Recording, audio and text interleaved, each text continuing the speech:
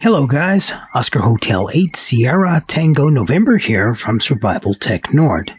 A little more than a week ago, I published the Preparing for Winterfield Day 2021 video. Well now, this is the Winterfield Day 2021 After Action Report. Now I know many of you might be disappointed to learn this is going to be a technical discussion. I didn't do any of the aerial photography and things like that I normally do for videos of this type. But I'll try to keep it interesting. I'll keep the communication aspects of this presentation at the beginning of the video, then follow up with the supporting aspects of the Winterfield Day field station.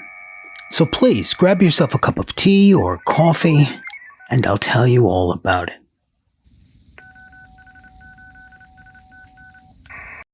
You are listening to the Emergency Broadcast Systems. This station broadcasts emergency news and official information on the air for assigned area. Now, over the years, I may have mentioned on the channel from time to time that I'm not very interested in contesting. Now, the Winterfield Day event itself is set up in a contest format. And since contesting is a popular aspect of amateur radio these days, it attracts lots of operators to the event. But personally, I don't give a monkey butt about the contest aspect of the event. I'm there to test my capabilities and to learn new skills. This is actually what the Winterfield Day Association is all about. So like I said, I'm not a fan of the contest aspects of it, but it is a very clever way to attract new operators to the event. Now there's a reason for mentioning this, and that is, focusing on the contest aspect of the event may not necessarily give us the valuable information we need about improving the emergency communications aspects of our stations. And for this reason, I focused on efficient communications rather than the number of overall contacts I made from a contest perspective. So for Winterfield Day 2021, my focus was entirely on low-power, efficient communications. I used a QRP radio, the Icom IC-705. I used the PowerFilm Lightsaver Max to power my station. I ran Winlink Express with Vara HF modem and JS8 call for efficient data communications. And I ran Winlink and JS8 call on a new nano PC called the Chewy Larkbox Pro. Now what you see on the screen right now is basically the entire station. You might even notice this station is far less complex than my Winterfield Day 2020 station, which utilized the Yaesu FT891. Now, being focused on emergency communications rather than the collective total of my contest points, I really didn't care about the loss of 90% of my output power, since my emergency communication strategy relies on gateways which are NVIS range away from my own station. Now this turned out to be an effective use of the available power I had from the 705. And perhaps now it's starting to make sense why I said I'd rather focus on the emergency communication strategy for my station, rather than a strategy allowing me to maximize my contest score. So what did I learn? Well, I learned a QRP station can actually be an effective personal emergency communications platform. I also learned to take advantage of NVIS range stations for personal emergency communications, rather than wasting our energy or battery storage and reserves trying to reach stations which are more than a hop away.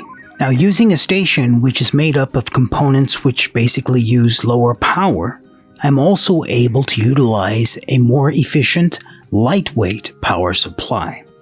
So the total current consumption of my station on receive hovered around half an amp, 500 milliamps or less. When transmitting, that was about 2.5 amps maximum, and that includes the computer as well. This meant I can effectively use the Lightsaver Max as the power supply for my computer, my tablet, and the IC-705. Now, I've already done a video on the Lightsaver Max with QRP radios, but I believe this configuration deserves its own video, so look out for that. So why is this important? It's important because it means we can reduce the size of our stations, we can reduce the weight of our stations, and we can go further with less radio gear. Now, I don't want to sound naive. There certainly are those situations where a QRO station operating from a fixed location with brilliant antennas and an unlimited power supply would definitely be the better option. But there are certainly those situations where we can use a low-power, energy-efficient, and lightweight station for effective communications from a fixed location or out in the field. That's what Winterfield Day 2021 proved for me. So now let's take a moment to talk about the NVIS antenna configuration for my Winterfield Day station. Now, I did use a commercial antenna, but I made a ridiculously simple modification to make it more effective for the NVIS range stations I was looking for. The antenna is the Chameleon MPAS Lite, the MPAS Lite. And I used the Chameleon MPAS Lite along with the MAT-705 tuner, a tuner specifically made for the Icom IC-705. Now we'll talk about that tuner in another video, but for now let's stick to the MPAS Lite. The modification was as simple as adding a 65-foot or 20-meter length of speaker wire with an alligator clip to the upper tip of the telescopic whip. The free end of the wire had a string on the end and was attached to a birch tree, the trunk of a birch tree, about 6 foot or 2 meters above the ground.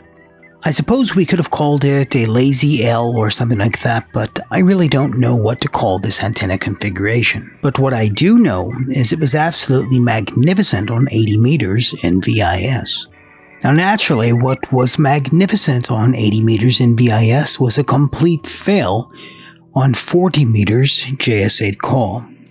Now the idea was to simply remove the horizontal element from the vertical element when I wanted to operate JS8 call. The reality was it was too cold outside to go fumbling or fiddling around with metal antenna bits. So I sacrificed my 40 meters JS8 call for the effective 80 meter NVIS contacts I had with Winlink. It was a bummer, but it was a great lesson. So in the future, I'll solve this problem by deploying a second antenna dedicated to JS8 call. Now my first instinct is a magnetic loop antenna, one which can operate on 80, 40, 30, 20 meters, and is extremely portable and easy to set up. This could be the next antenna build on the channel, but let's see how that goes. Now there were also some lessons about the station, the radio, the computer, the wireless screen configuration I've used for the last few years. But as you know, for the most part I use a Raspberry Pi for most of my data communications.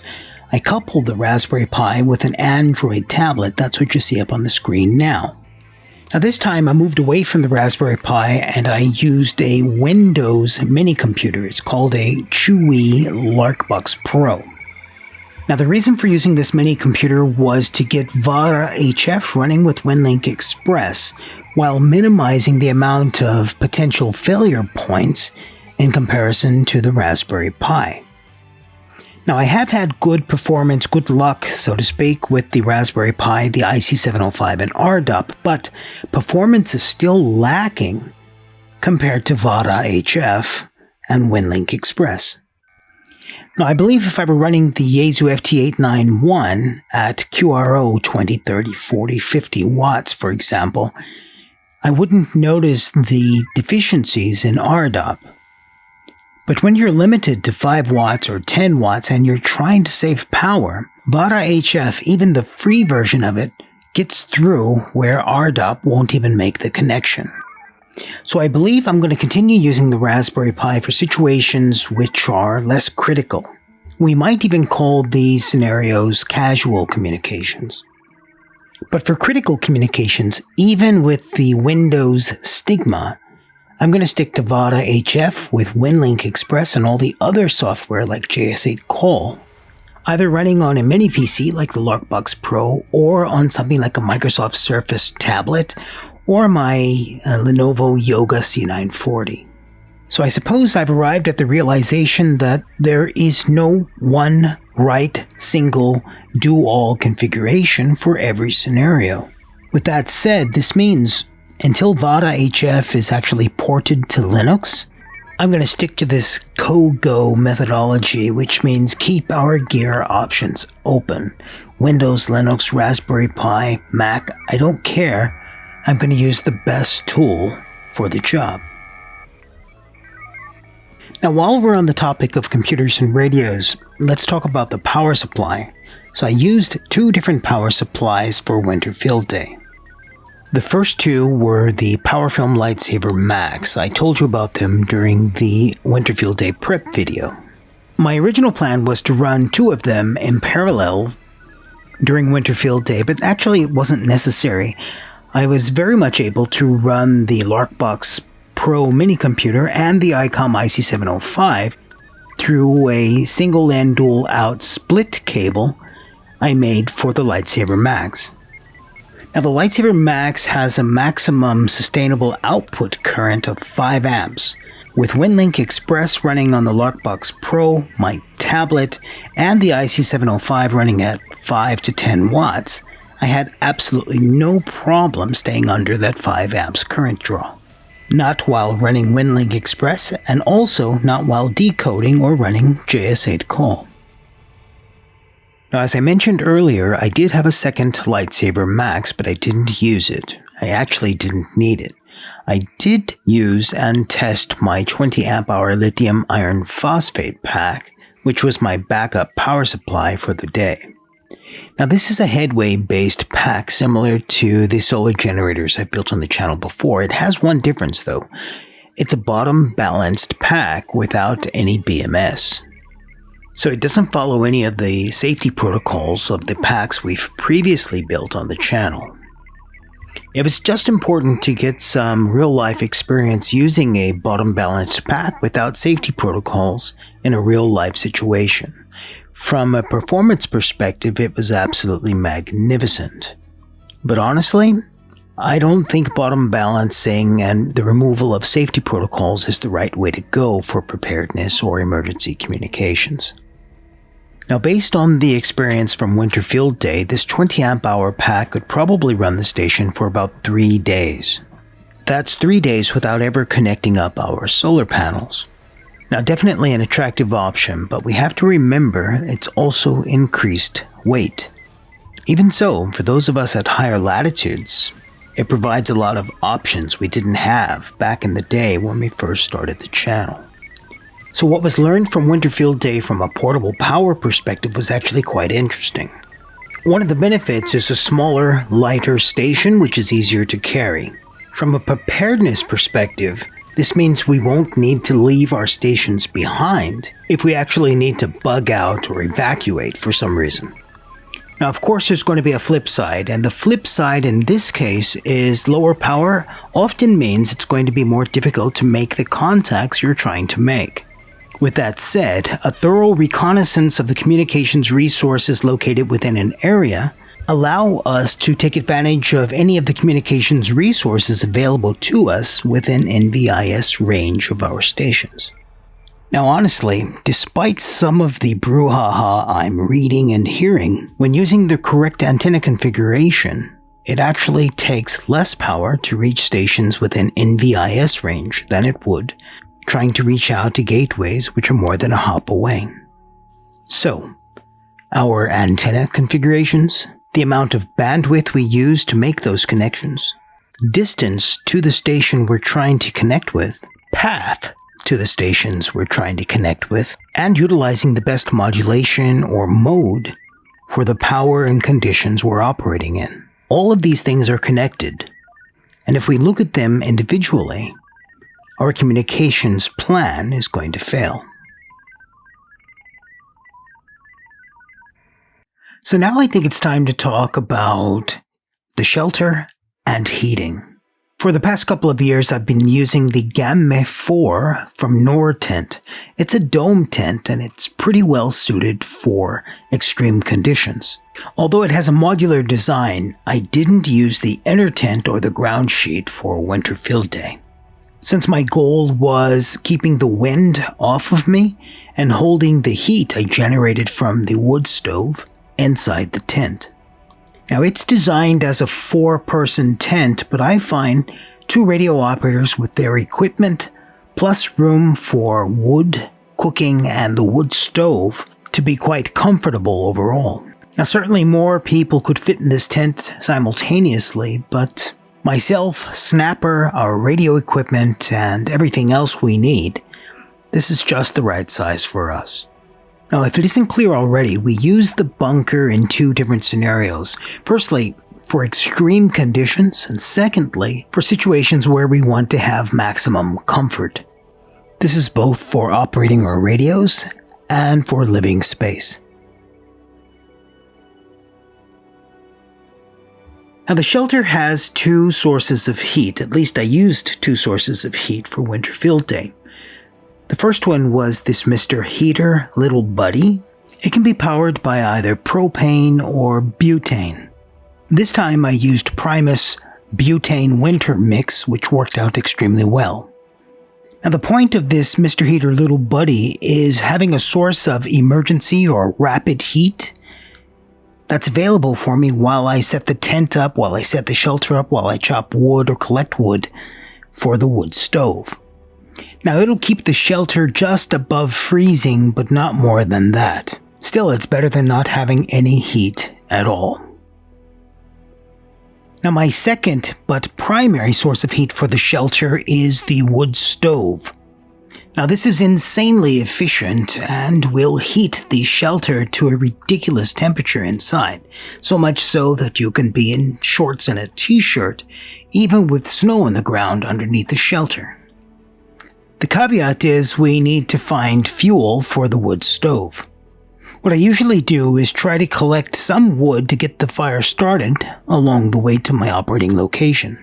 But really, this is only half of the solution. So I always look for a place where there's a ready source of dead dry wood or deadfall.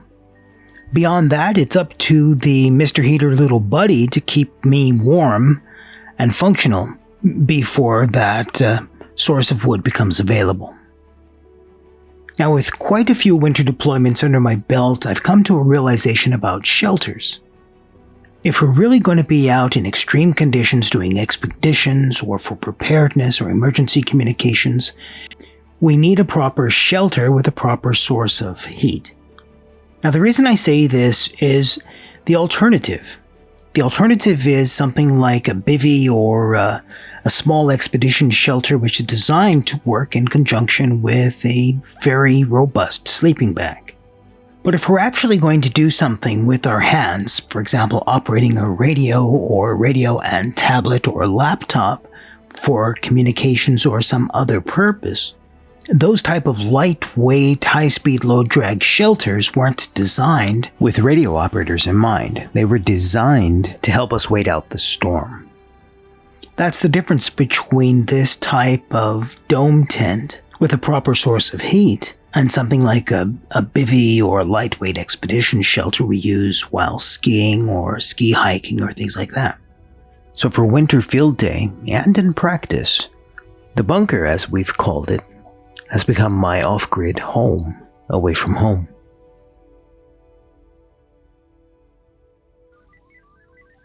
So let's finalize this video. What did I actually learn during Winter Field Day, and how am I going to change my station based on that experience?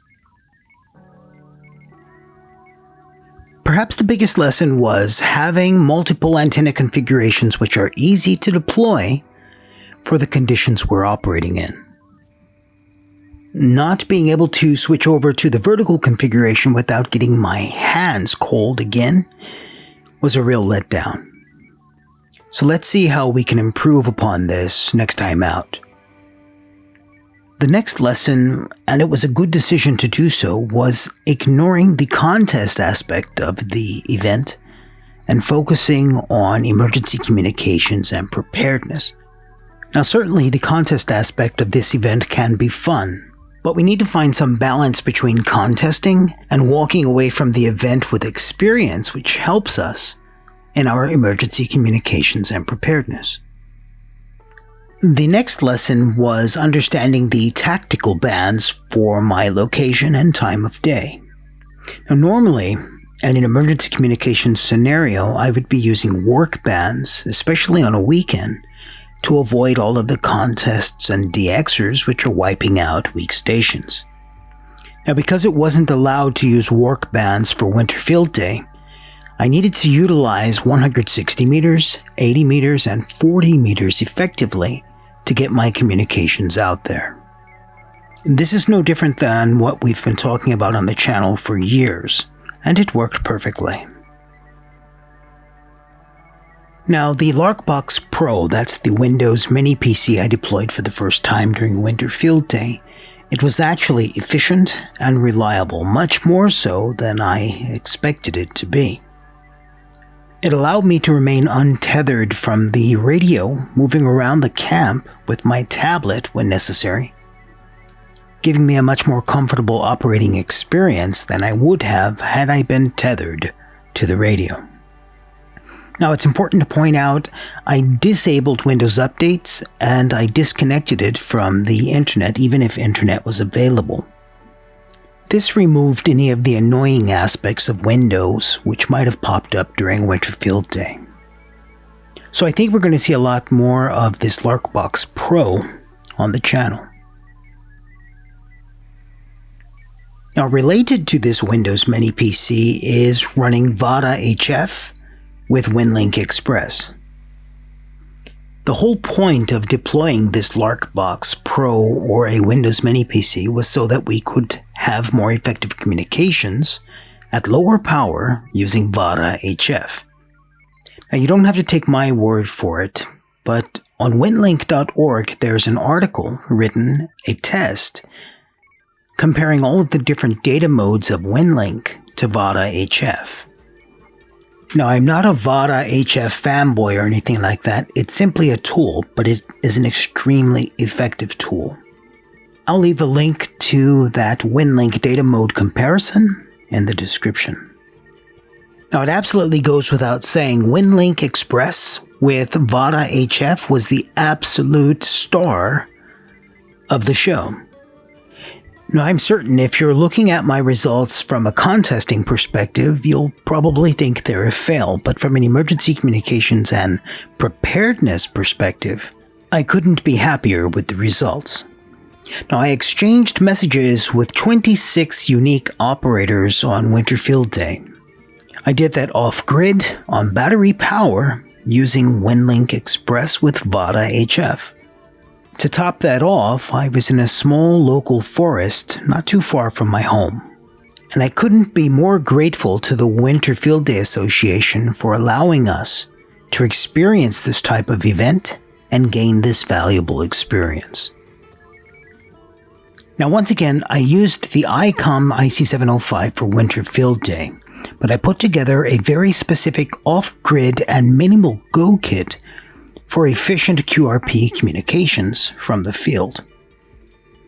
So, my primary radio, Icom IC-705, and I used the POV mounts IC-705 cage to protect it. The power supply was the PowerFilm Lightsaver Max. I only needed one of them in the end. The antenna system used was the Chameleon Antennas MPOS Lite. That was coupled with a MAT 705 tuner, which I've been testing for a couple of weeks now. The PC and tablet, well, the tablet was a Samsung Galaxy Tab S5e, and the mini PC was the Chewy Larkbox Pro. The pouch used for the radio and all of the accessories going along with it, except the PowerFilm Lightsaver Max, is a Maxpedition large water pouch MOLLE compatible. Now, I hadn't planned to use the 705 for Winter Field Day. I had planned to use a different radio. But I'm extremely happy that I didn't have that other radio available so that I could actually see what the 705 was capable of in the conditions I'm operating in. Now, I went into Winter Field Day understanding the Icom IC-705 was a great radio. I came out of Winter Field Day with the understanding that if I could only have one QRP radio, the Icom IC-705 would definitely be the one. Now, there definitely are some more specialized radios on the market, more rugged, much smaller, lighter weight, but there are no other radios on the market that can do all the things the Icom IC-705 can do. So, I was happy to use it for Winterfield Day 2021. Alright guys, there were some other things I'd like to cover in this video, but the video is just getting too long. I'll cover them individually in a blog post.